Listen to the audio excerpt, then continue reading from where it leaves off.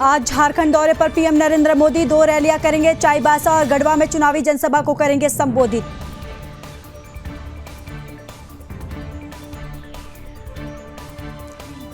झारखंड में चुनाव प्रचार में जुटे अमित शाह पूर्वी सिंहभूम में जनसभा को किया संबोधित। बोले हेमंत सोरेन ने हमारे चंपई सोरेन का अपमान किया, करोड़ों का भ्रष्टाचार किया, इसीलिए वो जेल में गए।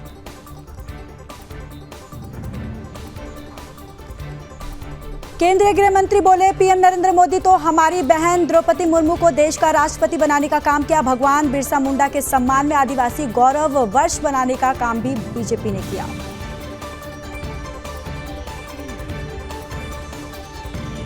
जनसभा में अमित शाह बोले बीजेपी परिवर्तन लाने के लिए चुनाव लड़ रही है। परिवर्तन का मतलब है यहां पर गरीबों का पैसा खाने वाली हेमंत सोरेन की सरकार को बदल दिया जाए।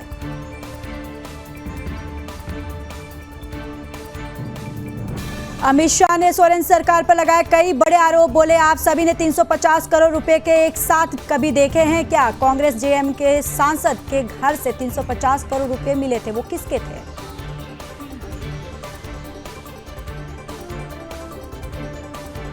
शाह ने जनता से पूछा, झारखंड की महान जनता ने तय करना है कि भ्रष्टाचार में डूबी हुई सरकार चाहिए या विकास के रास्ते पर पीएम नरेंद्र मोदी के नेतृत्व में चलती हुई बीजेपी सरकार चाहिए।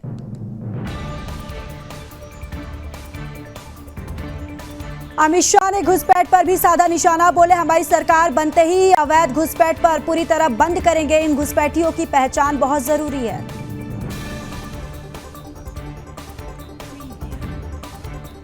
और केंद्रीय गृह मंत्री अमित शाह बोले कि हेमंत सोरेन पीएम नरेंद्र मोदी से 1 लाख करोड़ का हिसाब मांग रहे थे। मैं हिसाब लेकर आया हूं, अगर हिम्मत है तो इसका जवाब झारखंड की जनता को दीजिए।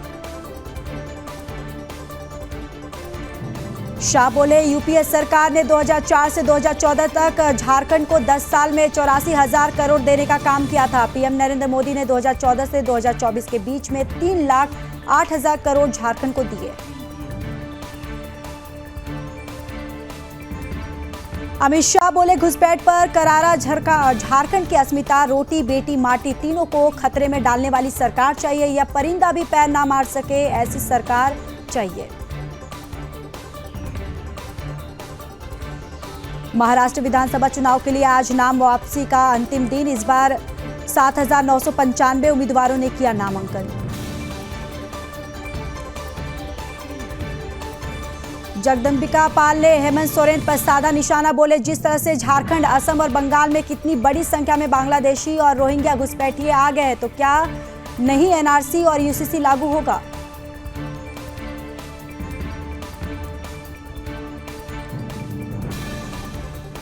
यूसीसी पर केंद्रीय मंत्री अन्नपूर्णा देवी बोली जिस तरह से घुसपैठिए हो रही है, निश्चित रूप से आज देश को इसकी आवश्यकता है। आम लोग इसके पक्ष में हैं ताकि लोगों को सुरक्षा और लाभ मिले।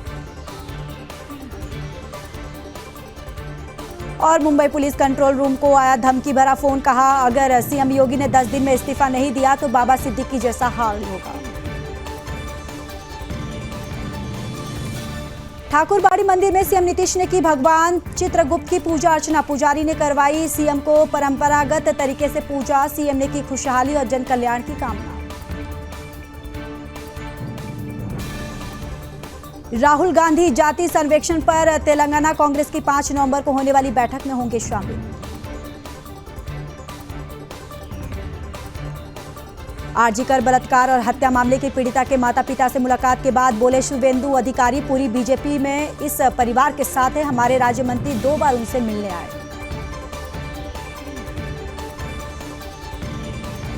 अधिकारी ने कहा मैं इस परिवार से दुर्गा पूजा के दौरान मिला था। न्याय के लिए हमारी लड़ाई जारी। परिवार न्याय की मांग करता है। दोषियों को बचाने वाली सरकार के खिलाफ कार्रवाई हमारी जारी रहेगी। रेलवे बोर्ड के अध्यक्ष सतीश कुमार ने छठ पूजा से पहले नई दिल्ली रेलवे स्टेशन का निरीक्षण किया। सतीश कुमार ने कहा 13 दिनों में 7,000 से अधिक ट्रेनें चला रहे हैं। पिछले बार करीब 4.5 ट्रेनें चलाई गई थी। केवल दिल्ली में 13 दिन में हम 195 ट्रेनें चला रहे हैं। कनाडा में खालिस्तानियों ने हिंदू मंदिर को बनाया निशाना। ब्रह्मपेटन हिंदू सभा मंदिर में श्रद्धालुओं पर किया हमला।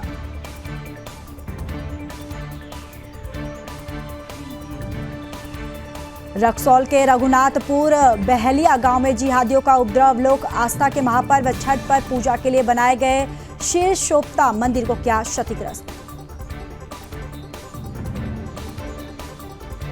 चेन्नई में जिहादी मोहम्मद निशाद और नासिया ने कर डाली 15 साल मासूम की हत्या। हत्यारों के घर में नौकरानी थी मासूम।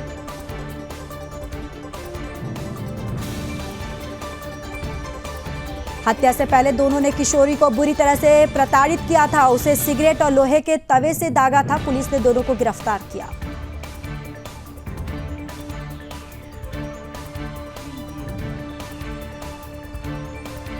और गुजरात में पकड़ा गया भगवा वस्त्रधारी जिहादी। साधु वेश में लोगों से मांग रहा था भीख। पहचान खुलने पर पता चला जिहादी का नाम सलमान।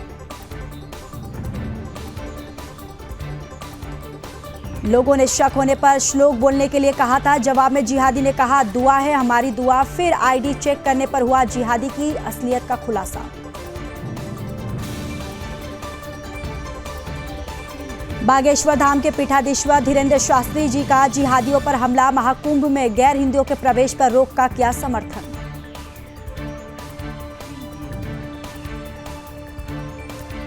बागेश्वर सरकार बोले सनातन संस्कृति का ज्ञान ना हो तो महाकुंभ में जगह नहीं। प्रभु श्री राम को ना मानने वालों का संगम में क्या काम।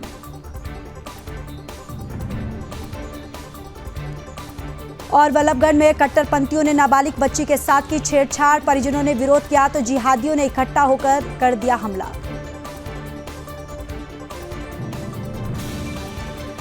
पचास से 60 जिहादियों ने लाठी डंडे और पत्थरों से किया था हिंदू परिवार पर हमला। पुलिस भी नहीं कर पाई परिवार की कोई सुनवाई। डर के साए में जी रहा है हिंदू परिवार। यमुना में लगातार बढ़ता जा रहा है प्रदूषण। दिल्ली में यमुना पर देखी जा रही है सफेद झाग की परत।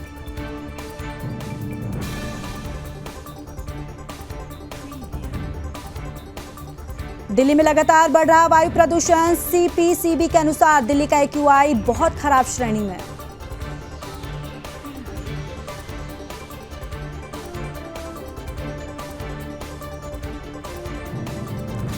और दिल्ली के अक्षरधाम इलाके में भी दिखा स्मॉग की परत। लगातार बहुत खराब श्रेणी में बना हुआ है इलाके का AQI।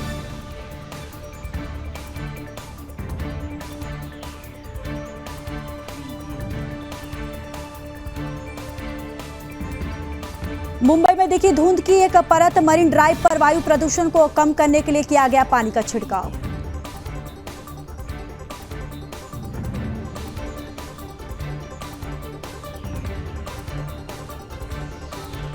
हरिद्वार के चंडी घाट पर गंगा उत्सव की तैयारी। राष्ट्रीय स्वच्छ गंगा मिशन द्वारा मनाया जा रहा गंगा उत्सव। गंगा संरक्षण के उत्सव का लक्ष्य।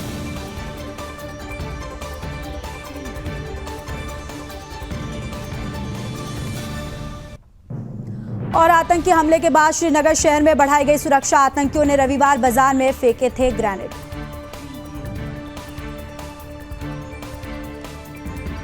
डोम समाज के लोग से मिलेंगे सीएम नायब सैनी। मुलाकात के बाद डोम समाज के प्रतिनिधियों के साथ ही भोजन भी करेंगे सीएम सैनी।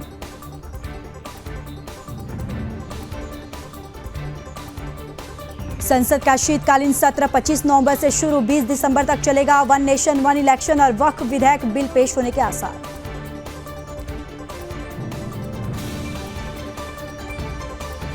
झारखंड में लगातार हो रही घुसपैठ पर बोले हेमंत बिस्वा शर्मा। राहुल गांधी ने हिंदुओं को बांटने का काम किया है। झारखंड में घुसपैठियों ने हमारे समाज की अस्मिता को खतरे में पहुंचा दिया है।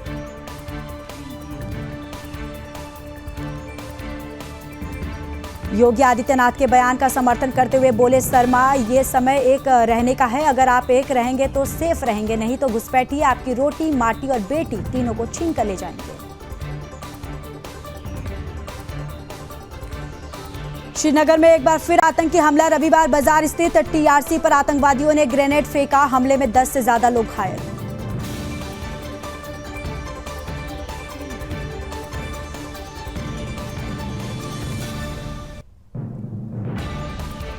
उमर अब्दुल्ला ट्वीट कर आतंकी हमले की निंदा की। लिखा निर्दोष दुकानदारों पर ग्रेनेड हमला बेहद परेशान करने वाला। निर्दोषों को निशाना बनाना गलत। इसे रोकने का हर संभव प्रयास होना चाहिए। वायनाड में राहुल गांधी ने प्रियंका के लिए मांगे वोट। कहा, मैं भाग्यशाली हूं कि वो मेरी बहन है। अब वो आपकी बहन की तरह, आपकी मां की तरह, आपकी बेटी की तरह होंगी।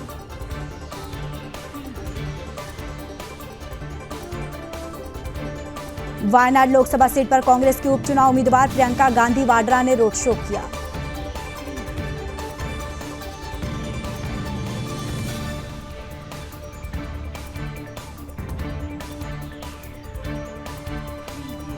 तेजस्वी यादव ने बिहार सरकार पर साधा निशाना। बोले, प्रदेश में लगातार बढ़ता जा रहा अपराध, अपराधियों की दिवाली मन रही है और कानून व्यवस्था का दिवाला निकल रहा है।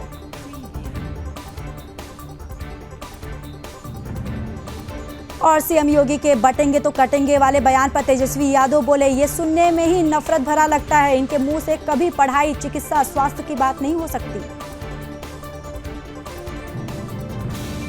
आरजेडी सांसद मीसा भारती ने सम्राट चौधरी पर साधा निशाना। बोली, लालू प्रसाद ने केवल एक गलती की है कि वो सम्राट चौधरी को उम्र न होते हुए मंत्री बनाने की गलती की। रेल मंत्री अश्विनी वैष्णव केरल के कोझिकोड रेलवे स्टेशन पहुंचे और रेलवे के बुनियादी ढांचे का निरीक्षण किया।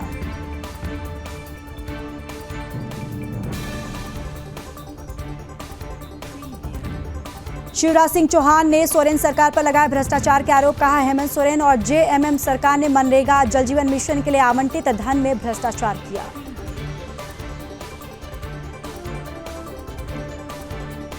बडगाम में हुए आतंकी हमले पर बोले फारूक अब्दुल्ला। कहा, मजदूरों पर हुए आतंकी हमले की जांच होनी चाहिए। कैसे यहां सरकार बन गई है और ये हो रहा है।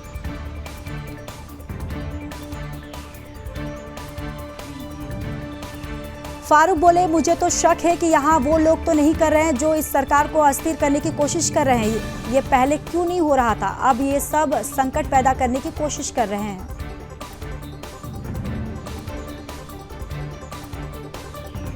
फारूक अब्दुल्ला के बयान पर बोले बीजेपी नेता कविंद्र गुप्ता, एक जिम्मेदार व्यक्ति को इस तरह की बयानबाजी नहीं करनी चाहिए। एजेंसियों के काम के कारण जम्मू कश्मीर में शांति व्यवस्था बनी हुई है।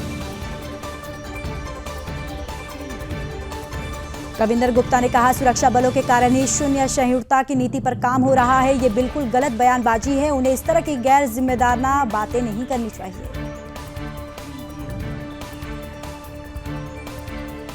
बडगाम आतंकी हमले पर बोले रक्षा मंत्री राजनाथ सिंह। कहा, प्रश्न सुरक्षा चूक का नहीं। आप जानते हैं कि पहले कितनी आतंकवादी वारदातें होती थीं, अब पहले की तुलना में बहुत ही कम हुई हैं।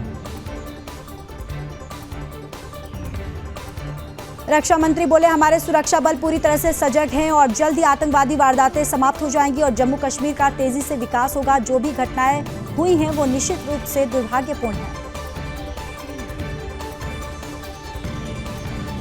फारूक अब्दुल्ला के बयान पर बोले बीजेपी नेता अल्ताफ ठाकुर, उमर फारूक दोनों जानते हैं कि यहां अगर कोई आतंकवादियों को भेजता है तो वो पाकिस्तान भेजता है।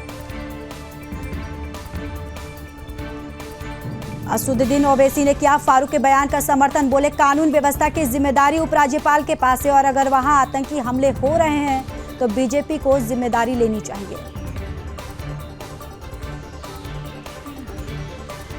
ओवैसी ने कहा, मैं कह रहा हूं कि पाकिस्तान से आतंकी आ रहे हैं, आप उन्हें क्यों नहीं रोक रहे हैं। मोदी सरकार क्या कर रही है, उन्हें रोकना, उन्हें गिरफ्तार करना सरकार की जिम्मेदारी है। शिवराज चौहान ने कहा, बाकी सब छोड़ो, विधवा बहन के लिए आवंटित धन में भी भ्रष्टाचार किया गया। अभी तो हिसाब होगा कि केंद्र सरकार ने जो पैसा आवंटित किया था वो कहां गया।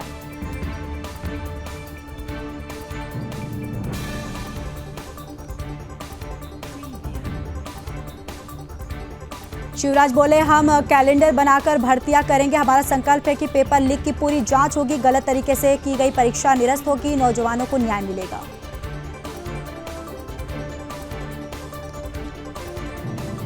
बीजेपी सांसद मनोज तिवारी ने किया बटेंगे तो कटेंगे नारे का समर्थन। पाकिस्तान बांग्लादेश का जिक्र करते हुए कहा, हम बटे हैं तो देश के टुकड़े हुए हैं।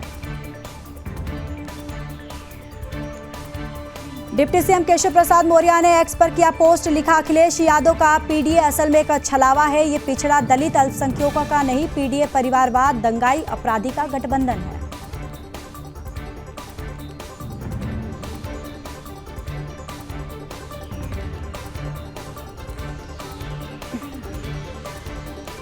रायबरेली में फौजी की चौकी के अंदर पिटाई का मामला, संगठन के रिटायर्ड फौजी और अन्य लोग पुलिस अधीक्षक कार्यालय पहुंचकर कार्रवाई की मांग की।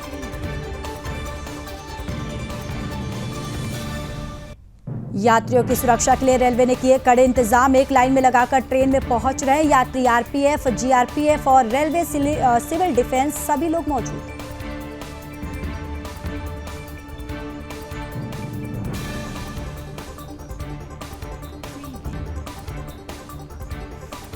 वायनाड में प्रचार करने में जुटी प्रियंका वाड्रा, जनसभा के दौरान बोली मोदी जी की सरकार सिर्फ अपने बड़े व्यापारी मित्रों के लिए काम करती है, उनका उद्देश्य आपको बेहतर जीवन देना नहीं।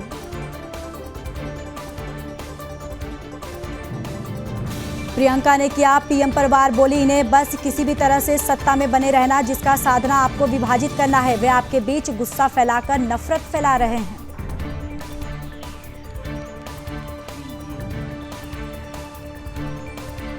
राहुल गांधी 6 नवंबर से महाराष्ट्र में इलेक्शन कैंपेन शुरू करेंगे। मुंबई में विपक्ष कॉमन गारंटी जारी करेगा। शरद पवार और उद्धव ठाकरे रहेंगे मौजूद।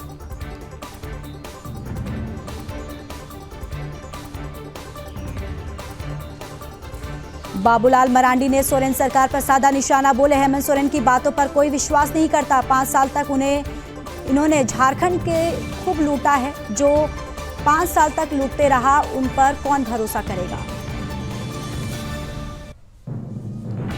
मरांडी बोले बीजेपी जो कहती है वो करती है, इसलिए हमने कहा है कि 2100 रुपये हर महीना महिलाओं के खाते में जाएगा, जनता उस पर भरोसा है।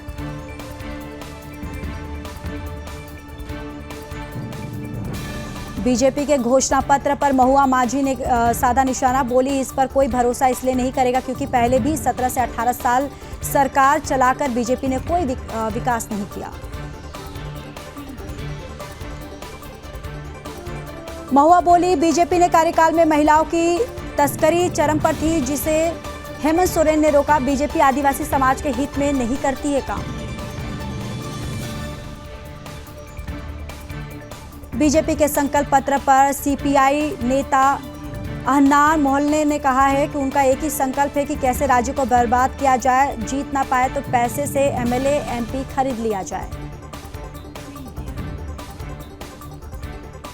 अनान ने कहा बीजेपी का संकल्प पत्र केवल रास्ते में पड़े हुए अधूरे अखबार की तरह है, जिसका कोई मूल्य नहीं है। आखिर में वे सरकार को तोड़कर अपनी सरकार बनाने वाले हैं।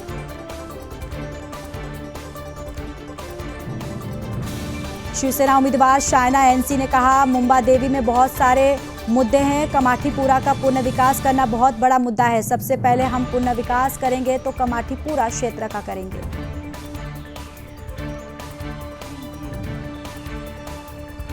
बांग्लादेश में राजद्रोह के मामले में 2 हिंदू युवक गिरफ्तार। आजादी स्तंभ पर भगवा ध्वज फहराने का आरोप, कुल 19 के खिलाफ मामला दर्ज।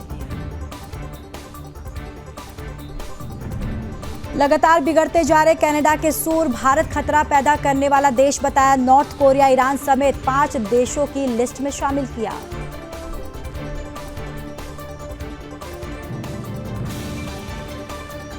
कनाडाई विदेश उप मंत्री डेविड मॉरिसन ने अमित शाह पर लगाए गंभीर आरोप, कहा अमित शाह खालिस्तानी आतंकवादियों को निशाना बनाने की साजिश में शामिल थे।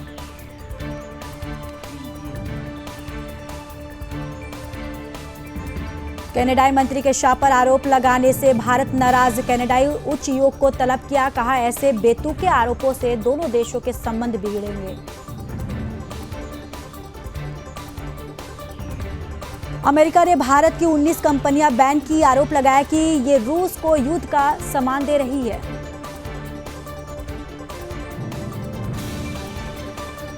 अमेरिका के एक्शन के बाद भारत ने दिया जवाब, बोला हम यूएनएससी के नियमों को मानते हैं।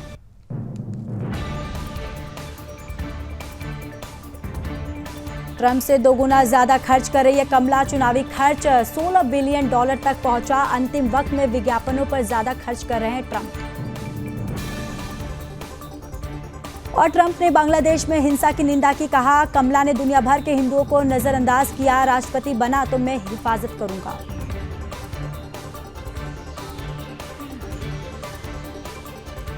पाकिस्तान के राष्ट्रपति प्लेन से उतरते वक्त गिरे, पैर की हड्डी टूटी, इलाज के बाद प्लास्टर चढ़ाया, 1 महीने तक चल नहीं पाएंगे।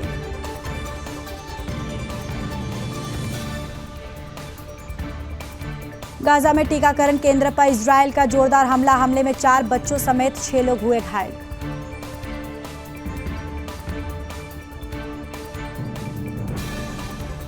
कमला हैरिस का समर्थन करने इकट्ठा हुई महिला मार्च प्रदर्शनकारी वॉशिंगटन डीसी में सैकड़ों लोगों ने फ्रीडम प्लाजा से व्हाइट हाउस की ओर मार्च किया। इजरायल को हिजबुल्लाह के खिलाफ मिली एक और बड़ी सफलता। लेबनानी शहर बानून में सीनियर हिजबुल्लाह ऑपरेटिव को पकड़ा।